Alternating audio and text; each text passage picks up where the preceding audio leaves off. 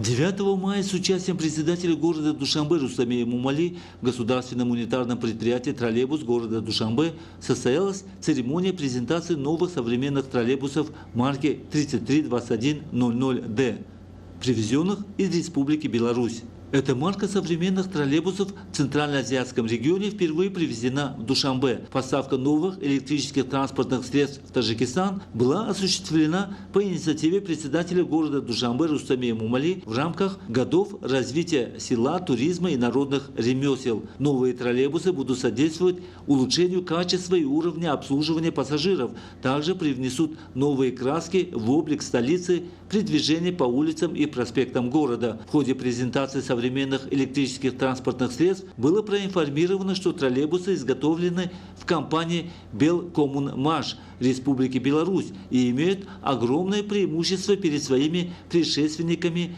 экономным расходованием электроэнергии, уровнем и качеством обслуживания, движением в условиях города.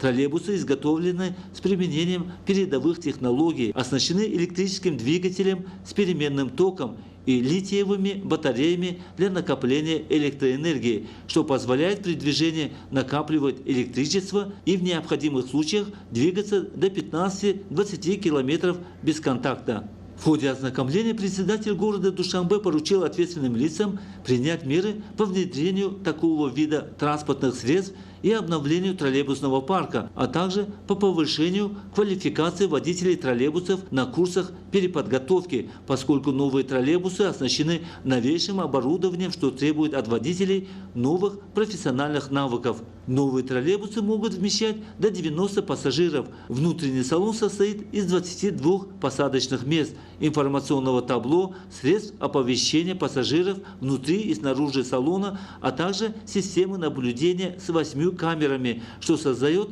дополнительные удобства для пассажиров. Также для входа и выхода пассажиров установлена система книлинг, что позволяет водителю в необходимых случаях поднимать и опускать подножку входа троллейбуса при помощи специального пульта управления.